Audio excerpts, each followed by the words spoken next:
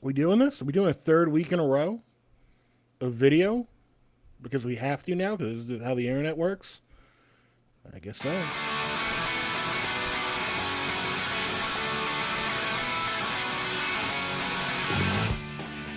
Coming to you from the Oddball Podcast Studios in New York City, my name is Vin Forte, and you're listening to Oddball with Vin Forte. Go follow the show over on Twitter at Oddball Podcast. Follow me on Twitter at Mighty Vin. Follow me over on Instagram at VinForte NYC. If you like what you're about to hear, go follow the show over on Apple, Spotify, Stitcher. Go subscribe wherever you get your podcasts from. You know where to get your podcasts from because you're listening to one right now. Also, if you are listening on podcast, or I don't know why I say that. Why I say it like that. If you're listening on podcast, whatever. If you're listening via audio or video, wherever you're getting it, make sure you're subscribed over on the new YouTube thing, element, platform. Again, I don't know why I'm talking like an old man about this. You know what YouTube is. Go subscribe. I'm not going to tell you to hit the bell, leave a comment or anything like that, but just do me a kindness for once. I do you a kindness every week by doing a show. You do me a kindness now, and just go subscribe. It's free. You get notifications when new episodes drop. And you're going to want to get new episodes, and you're going to want to know when they drop because of episodes like today, where we brought back our good friend Martenzie Johnson, writer for Andscape and ESPN. He's been around the horn. He's doing big things. So we got him in the studio right now. I say in studio, I'm talking obviously about his apartment, his home, not his apartment. He's leveling up. He's a big-time man. And here he is. Thank you. No, spruce up this apartment that I am in that I obviously co-share with my toddler child. I don't even have a proper studio, Vin. I'm in the baby's room. Okay, the background was a little suspicious. I was a little. Yeah. We had to move the ball pit out of his other space because he commands at least 65% of this entire apartment. So yeah, that's his unused ball pit. That's right there. How great it is to be a child. Like, remember when you were a child and it's like you get things like that you could never get now, where it's like, I got my own ball pit. Who's better than me? And then one day you wake up and you just have it taken away from you. Yeah, well, if I had I got to go to school now. Yeah, if I had any opinions about it as a child, those opinions have changed as an adult because, like I said, he takes up more than half of this apartment. But I understand now why parents do it because what I've noticed is people like to just buy toys for kids, birthday, Christmas, Easter, whatever it is. And, you know, if you don't have like an actual house with like 2,000 or whatever square feet, you ain't got nowhere to put this stuff. And so now I get it, where one day he is like, oh, this toy is great. And then he never sees that toy again because it's in my way. Is it also like the cat thing where you always see these videos of people buying toys for their cats and the cat like jumps in a box with the packing peanuts and that's the new toy?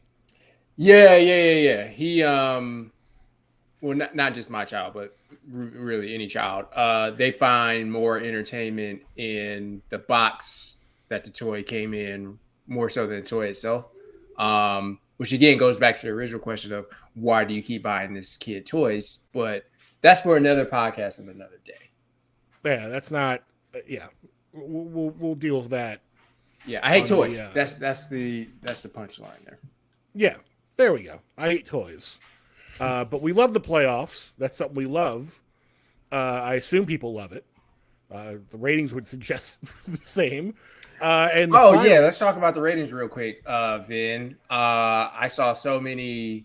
This wasn't even right before the final started when we knew the last two teams. This was when we got down to like the final four, where the worst possible thing for the NBA, the thing that made Adam Silver, stay up at night, was the idea of the Heat playing the Nuggets, and lo and behold, the first couple of games had better ratings than the past couple of years. So.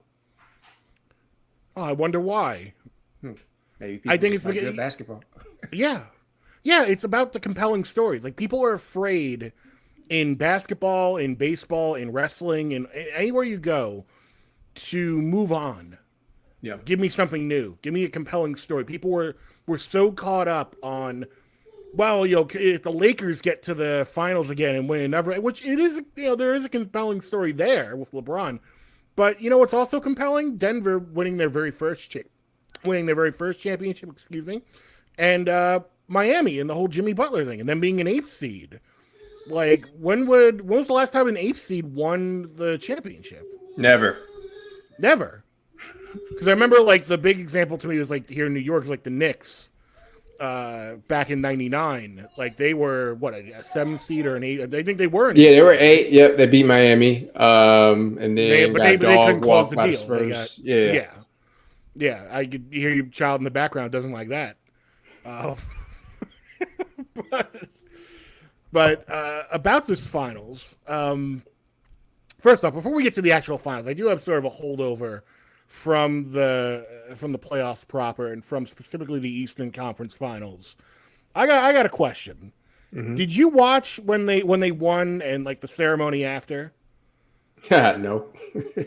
Okay. Well, something happened during the ceremony, and I want to know what was going on because this man, Erik Spoelstra, was being asked by Ernie Johnson about a video that he showed the team. Because they're interviewing Bam Adebayo, and he's like, yeah, Spo just, when it was crunch time, he showed us this video, and this video he showed us got us invigorated and really, like, amped up. And all of a sudden, he pulls that look like, oh, no. they give he starts looking around. And then Ernie Johnson goes to him and asks him, he's like, so what was in this video that you showed everyone? And he grabs Ernie Johnson with both hands. And it's like, it's not about the video. We got a great group of guys here. And he just tries to deflect. What's in that video, Spo? What in God's name could he have shown these people? 2 girls, 1 cup. Okay. I don't know if that gets me amped up to play finals, but... Why else would you make a face like that if you didn't want someone to know what video you were watching?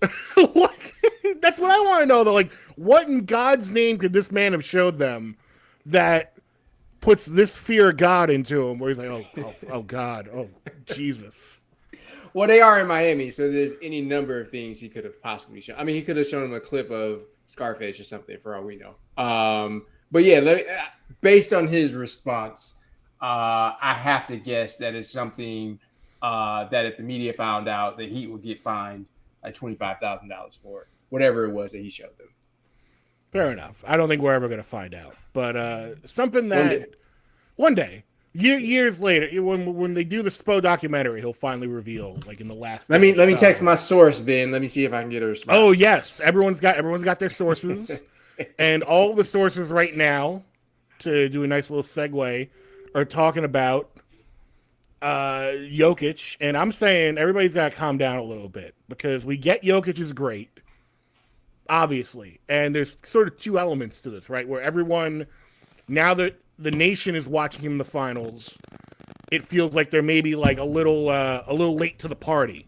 Mm-hmm. And then there's the other side of it where you got people saying that, oh, he's already one of the greatest of all time, not just great this season, but just like great, just like we're overrated. He's somehow gone from underrated for a guy who's a 2-time MVP winner to somehow overrated, like on a whim, like that. Yeah, I saw. We might be speaking about the same tweet. Are you talking about the one where the guy or woman said that he was already better than Hakeem? Yeah, but it was a lot of. I saw that one, but there were other people as well coming out and being like, "Oh, well, if you didn't believe he was an all-timer before, now it's like let him win first. Let him win something first." Yeah, no, I mean that's just the way these things go. There's usually a wide spectrum, and there's rarely anyone in the middle. It's everyone on the polar opposites. For the people who haven't seen him play, get League Pass. I don't know what else to tell you. You should probably be watching him, and really all the players. Like, don't be limited to what's on national TV or whatever's in your local market.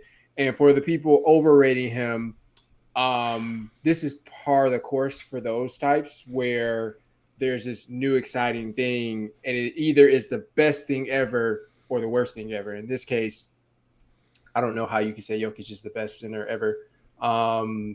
After he's only played for like 6 years. Like the only person we can really do that to is Patrick Mahomes. I think we've seen enough of him where it's like, yeah, let's just give him the title. But like for anyone, and he's else, already got the championship resume. That's the thing. He already has 2 championships. But for Jokic, like just enjoy the ride, man. Like there's no reason that we need to hype him up any more than he's already been hyped up. But is it prisoner of the moment, or is it more that we're always sort of looking for the next big thing, and when we see a glimmer of it, it's like, oh great, someone new we can put in the pantheon and talk about? Then we're talking about Twitter, so everything is prisoner of the moment. Yes. That's how we get by. That's how that app survives, is being prisoner of the moment, because we all have these takes that reflect only what happened in the last 15 minutes. But it's boring, if anything. There's so many amazing things to talk about with this series in particular, that getting into legacy talk, and we haven't even reached game 3 yet, is a bit much. And again, it's not fun. Like watching basketball should be fun. It should be entertainment, not getting bogged down by, well, I rank him a little bit higher than Shaq or whatever it may be. Like that's just about arguing. That's not about enjoying anything.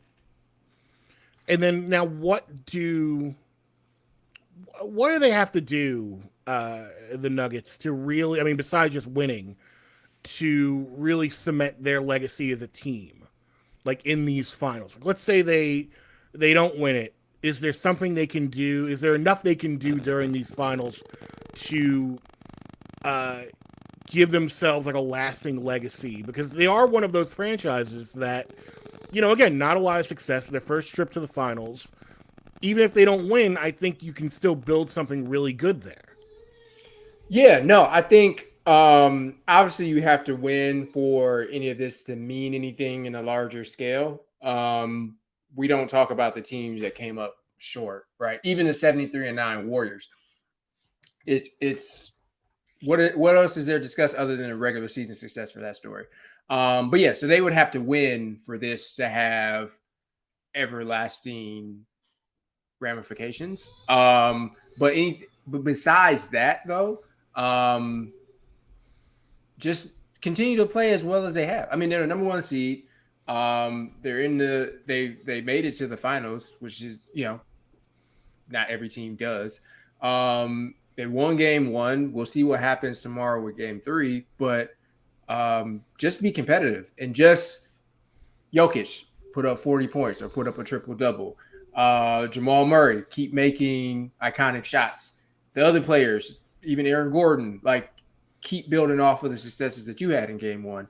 But overall, again, the biggest thing that they have to do is obviously win. But I don't think, unless they get, it's 4-1, a gentleman's sweep, like the Heat win 4 in a row, then they got some questions. But other than that, we know how overachieving the Heat have been. So there's no shame in losing to them, but you can't get dog walked by them, because then it looks really bad. And going back to this man now, Erik Spoelstra, what do you make of his take at the press conference yesterday or a couple days ago, where he sort of clapped back at Ramona Shelburne about the whole, like, oh, are you kind of just letting Jokic get his points? And he was like, no, why would you even suggest that? I don't know if it wasn't really that crazy a question. Like, that's kind of what they did. Like, in a general sense. Obviously, there's more to it, but like in a general sense, like that is a strategy, and it's kind of a good one. Yeah, so I think more so their strategy was cut off any passing lanes. So they accomplished that, which forced him to have to shoot it more. But he scored 40 points. And he scored 40 points, and if Jamal Murray doesn't barely miss that 3-pointer, that's going to overtime, and the Nuggets might win. So it's not as if it was some foolproof plan if that was the plan. But as far as from what I saw, and again, I don't recall every single possession, but it wasn't as if they were leaving them wide open. If anything, they had multiple bodies on them, so it kind of made it harder for him to score. So I wouldn't say that they were necessarily trying to turn him into a scorer, which again, with Spoelstra saying, like, I don't know if that's even a possibility. But what I did notice was they made it impossible for him to pass the ball.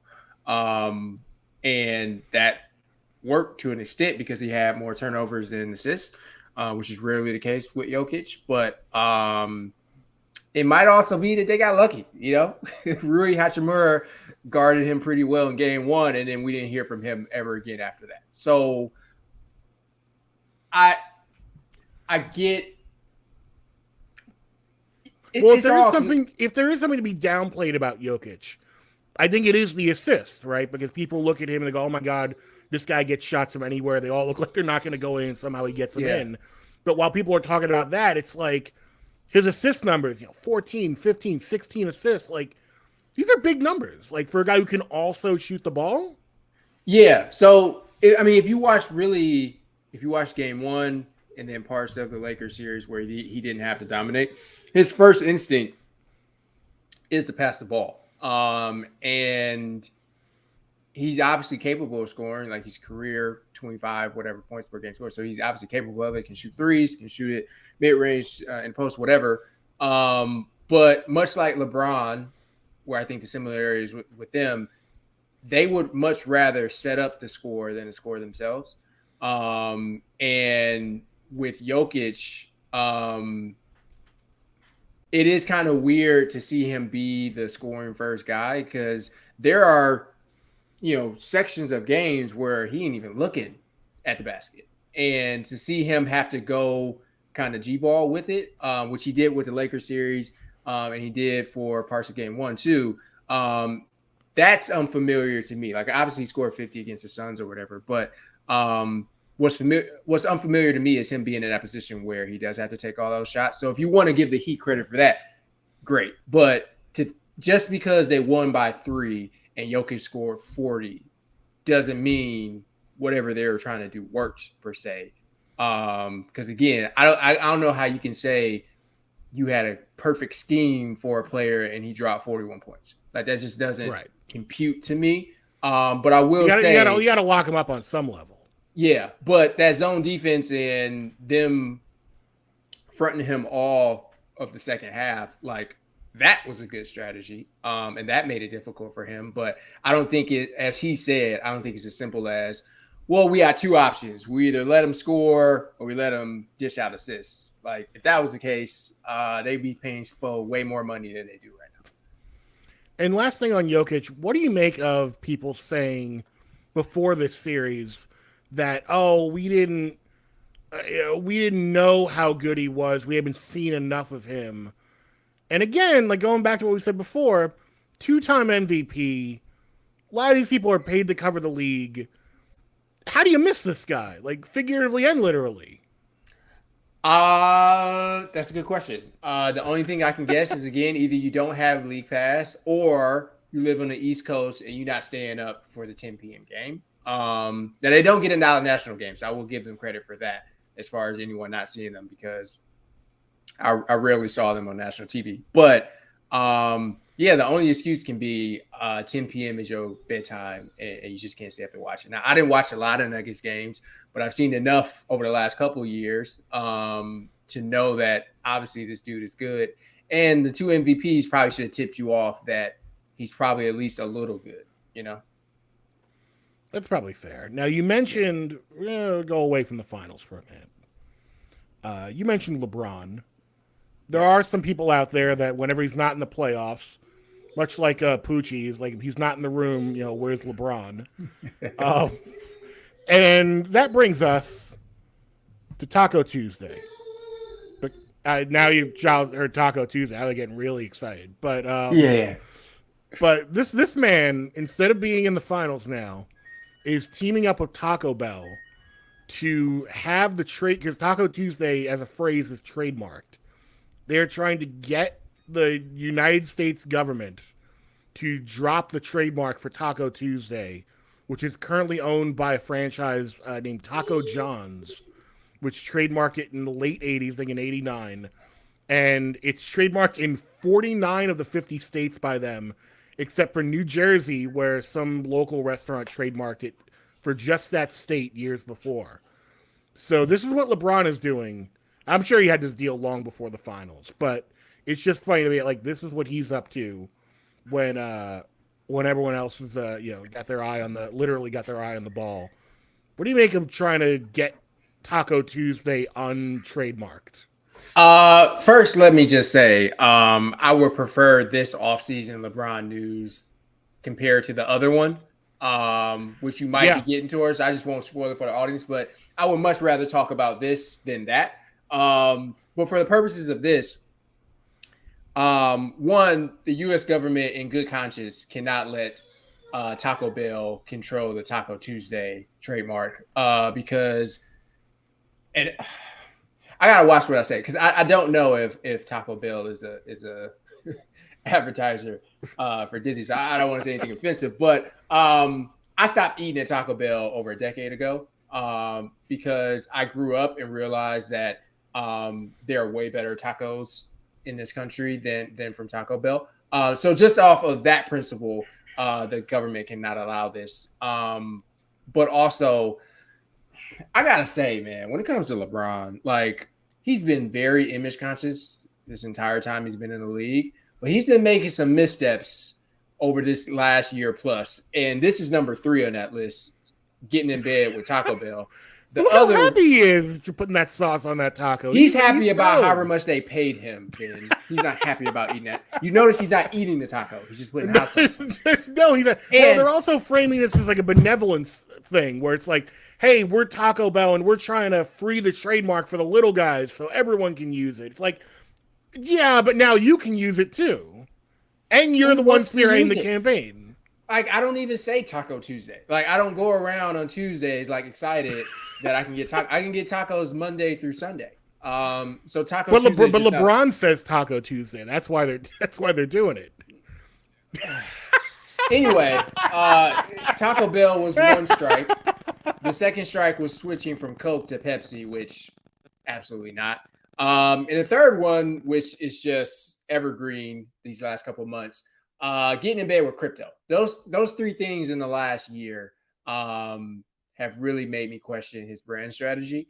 But I think Taco Bell takes the cake on this one. It's just not.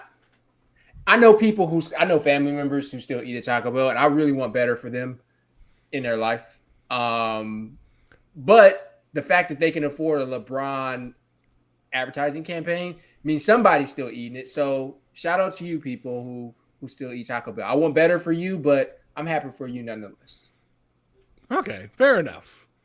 And real quick, I guess we will get into the other LeBron news where Kyrie Irving of the Dallas Mavericks saying that he's doing the switcheroo. You want me to no, you're going to come to me. And reported by Shams Charania. And look, I'm not going to doubt the reporting. A lot of people seem to be doubting the reporting. I don't doubt that part of it. I just want to know who's leaking this? Who's giving out this information to reporters? Is it Kyrie? Is he doing it? Because, like, that's weird. If it's not Kyrie, that's kind of even weirder. Yeah. Well, give you behind the scenes on how this works for the audience. Yeah, the reporting is solid in that someone told these reporters this. There's no denying that, especially when the news came out within minutes from each of them. So, yeah, I believe that this did happen. Let's just say I have a better chance of luring LeBron to Andscape than Kyrie does in luring him to Dallas. For what? For why? For who? One, LeBron don't go to nobody, so that's an absolute non-starter to begin with. But the entire reason he's a Los Angeles Laker is to live in Los Angeles. Why would he go live in Texas? Of all right, he lives near his son now. He's going to be playing. His son plays at USC. Why? His other kid just enrolled in another high school in Los Angeles. He's going to uproot everything to go to Dallas for 1 year.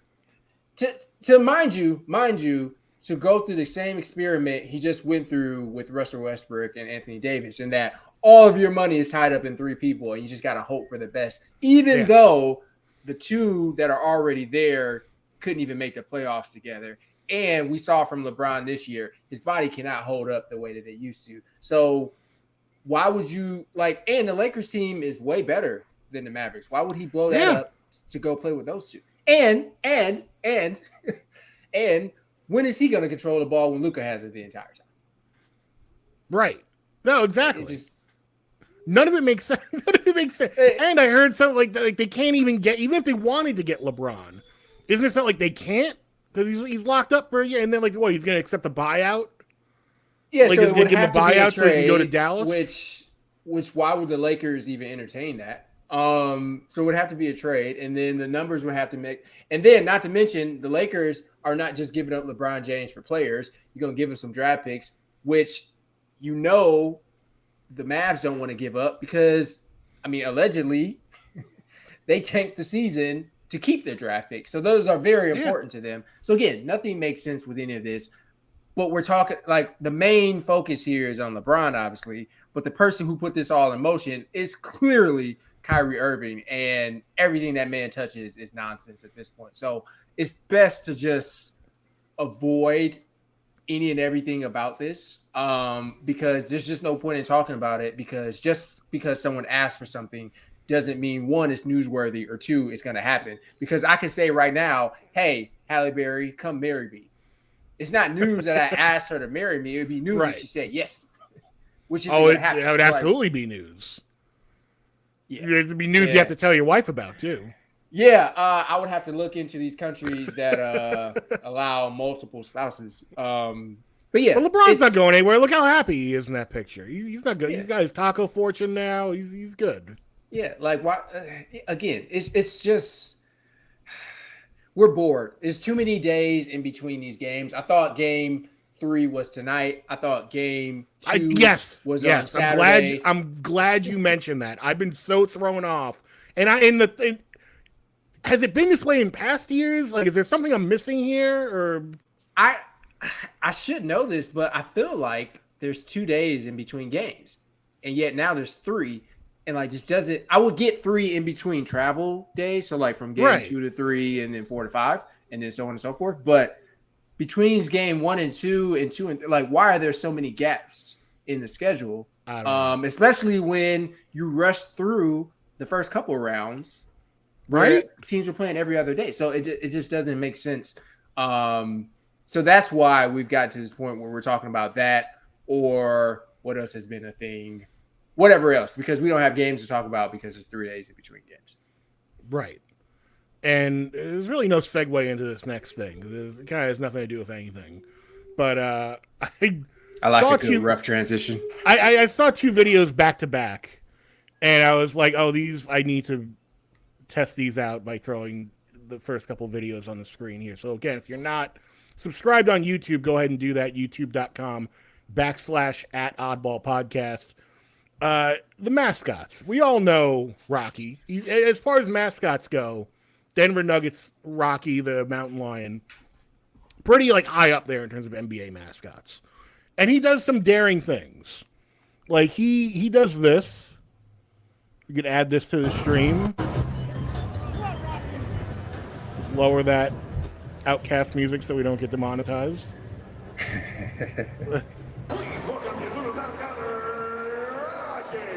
I mean, me and you, Vin, we appreciate a good ladder. So I'm interested in where this goes. So if you're only listening, Rocky's climbing a ladder mid-court. It's a big ladder, and then he gets to the top, and oh boy, look, another ladder. It's one of those like super ladders where you get to the top and you pull another ladder out of the hat. I mean, I was joking, but WWE should really look into this because look at this! Look at the wide shot. So he gets to the top. How much money? You could not pay me to do this. Oh no, I don't go over like 6 feet. And they're throwing the ball up to him. Like, how is he even? Get the F out of here. So he's making, he's tossing him.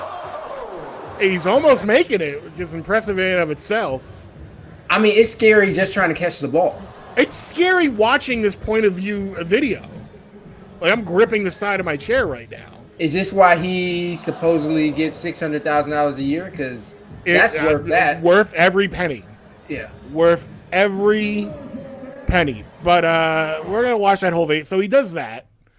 Like you said, worth every penny. 600. This is now. You almost have to like keep your eye open on this one because it's far. It's like 5 seconds.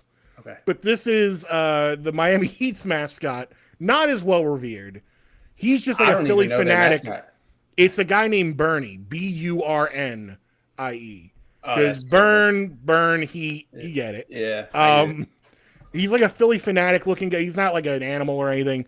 But put this on screen. Bernie's birthday. Oh, my Bernie. He landed on the He cannot make a jump. We'll play that again. He could not make that jump. Bernie's birthday. Oh, my Bernie. Yeah, he got the last two. Why is writhing in pain? Doc McStuffins there? I don't know why the other mascots were letting him do that. I don't know what kind of weird ritual. Why the Florida Panthers one is there. I have no idea who the red one is.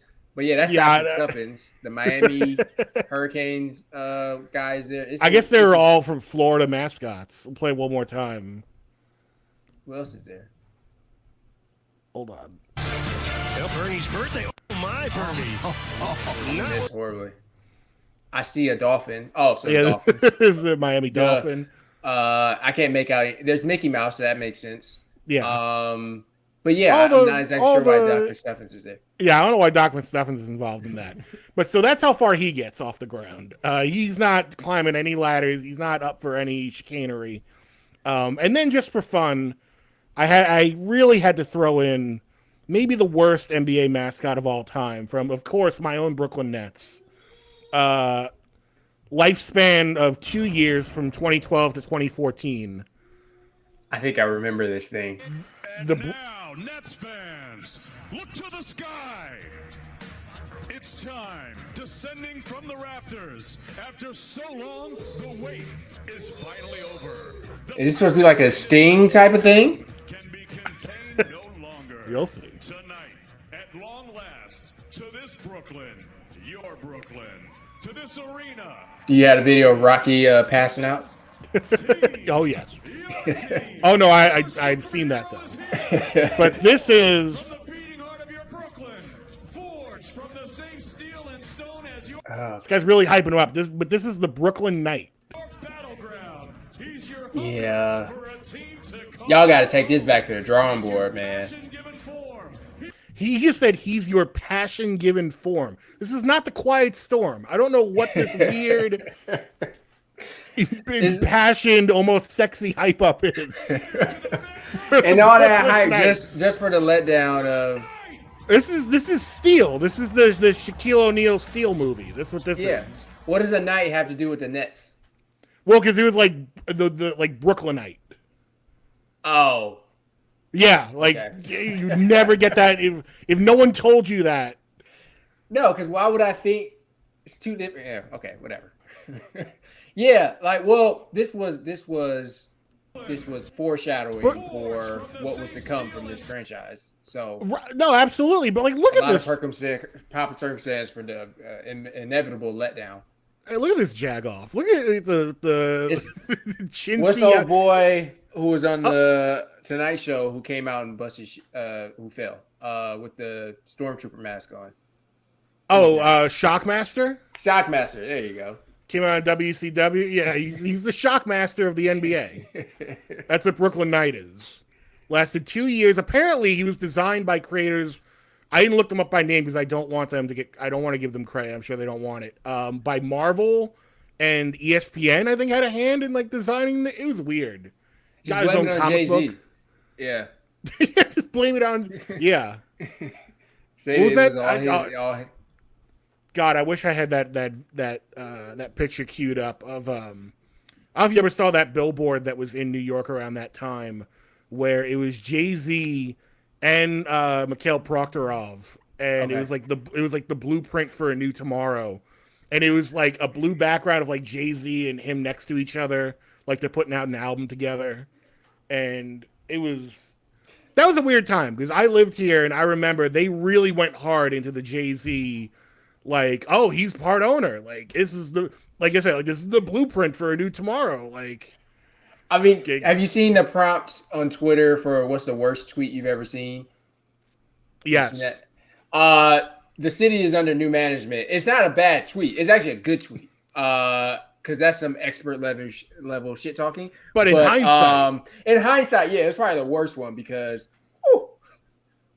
did that not work out well? Yeah, we're still feeling that one. That's a whole other saga I could get into about the Nets. But whatever, we'll have our day maybe someday when I'm dead. I mean, Bridges is nice. He's not nice. Kevin Durant. He's not Kevin Durant. He's nice. But he is nice. But he is nice, and I'm sure they'll trade him away in some weird frivolous deal 2 years from now. Well, what's the old, like, what could be the equivalent of a Celtics trade right now? Who's the old group of people they can trade for? To mess this all up. They're gonna get Udonis Haslem for his final year. That's what's gonna happen. They're like, we need that Heat culture. We got to bring the culture back. Yeah, it's like when they hire New England Patriots coaches for other jobs. It doesn't. I thought it was just gonna rub off on their franchise. Yeah. Someone's gonna hire Haslam. They're gonna do like the Steve Nash thing where he's just done playing and he's just gonna hire him. Well, I guess the Derek Fisher thing. And they're going to be pleasantly surprised that Udonis Haslem is actually not Erik Spoelstra. Yeah, not gonna be enough.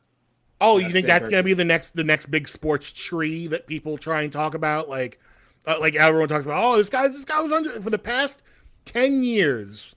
The amount of times I've had to listen to talk radio and hear, oh, well, this guy was under the Belichick tree. It's like, who cares? Like, it's gotten you nowhere. You mean to tell me you weren't impressed by Joe Judge? Is that what you're saying? No, that was the wildest one. Because, like, I remember I was sitting in my car in the parking lot at work when they announced that, and people were talking about it.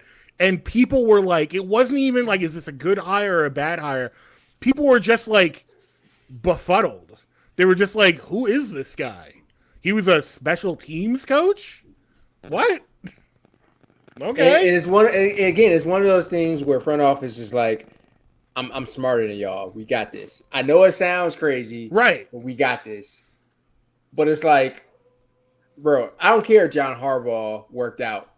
Rarely will you find a successful coach who in the previous year was a special teams coach. Because there's a reason there's special teams coach. Well, the thing that put Joe Judge over at the beginning in the eyes of New Yorkers was he didn't fail the press conference. Because if you remember, around that time, Adam Gase was hired as the Jets coach.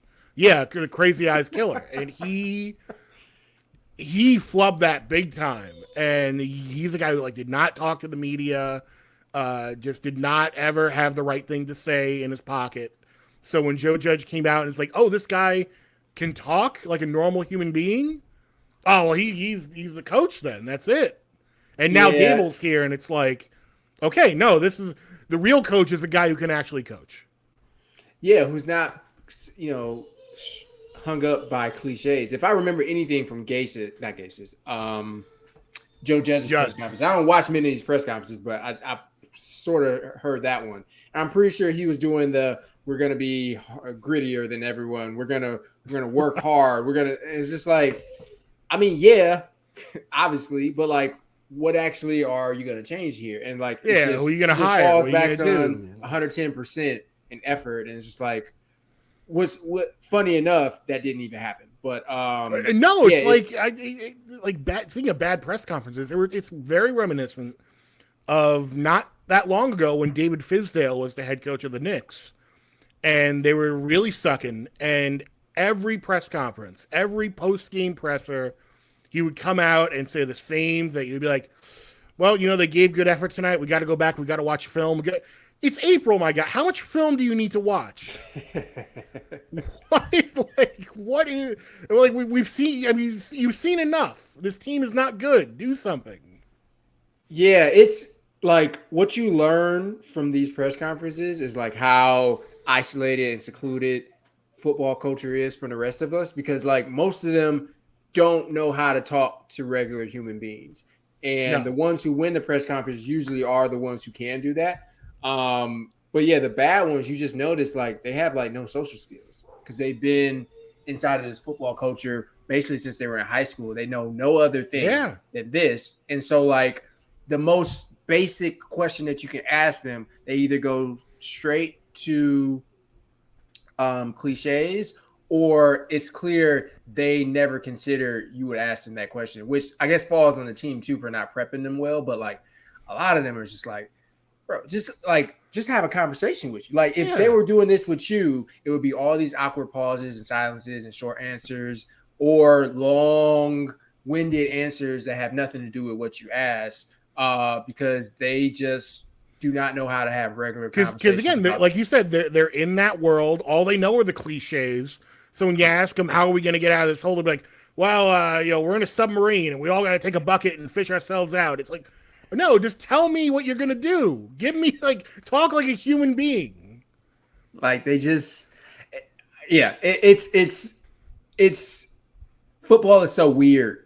That's the only thing that I can really say about it. It's just very weird. And really, again, compare it to the military and like try to have a conversation with someone who's actively in the military. It's the same thing. It's a very weird conversation. They do not seem like they actually want to talk to you or are capable of holding a conversation with you. It's just all weird. And like football is the same way. And I think it's just because all they know is the sport, or in the military's case, all they know is the military, and like have other interests, have other desires, because not all of us are into talking about the 110% effort that you're going to give on Sunday. It's just not. Yeah, it's like we get it. Your team is going to give effort. You're in the top league in the world. We kind of understand you're giving the effort. Yeah. All this that we're saying could apply to the Miami Heat too, because boy, are they milking this underdog thing.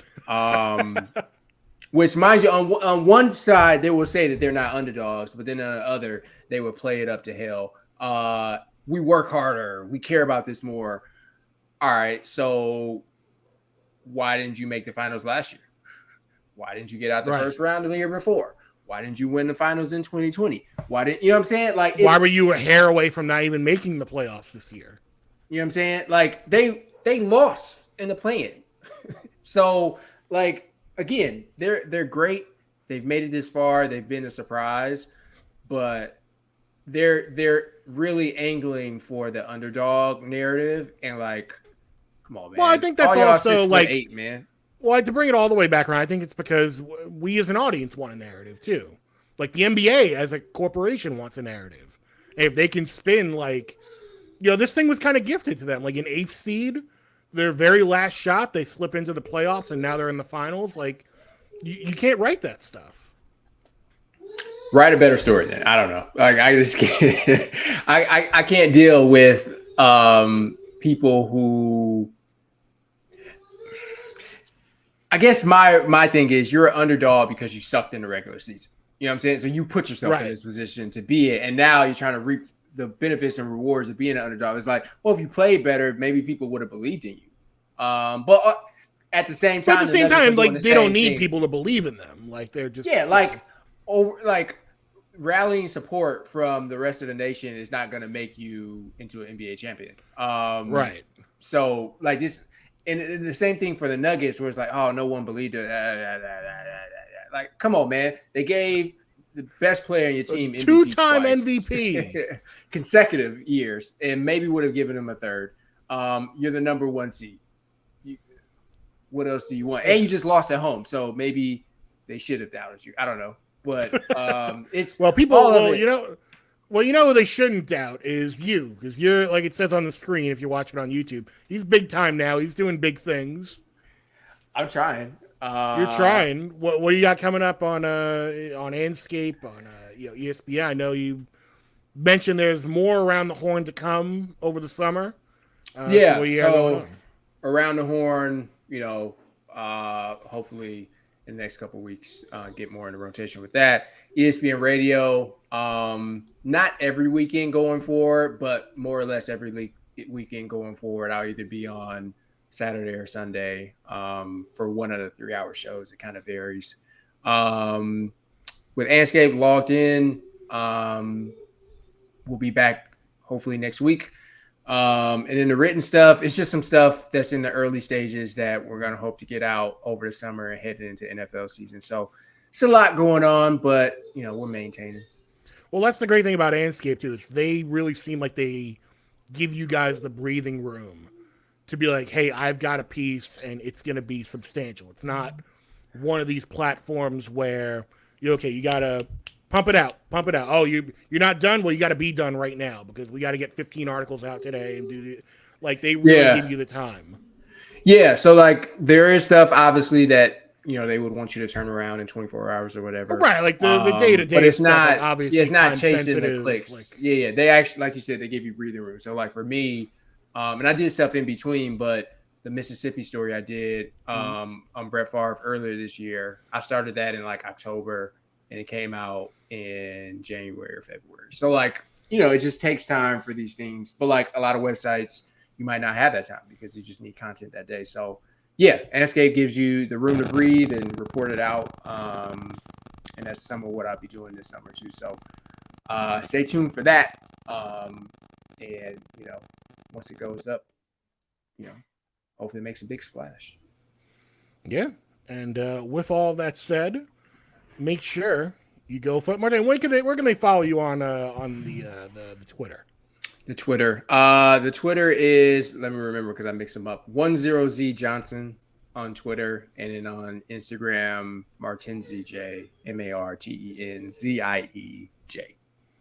There you go. And if you want to follow this pod over on Twitter, go ahead. It's at Oddball Podcast. If you want to follow me on Twitter for the fun stuff, at Mighty Vin. Follow me on Instagram at Vin Forte NYC. Stop giggling at me.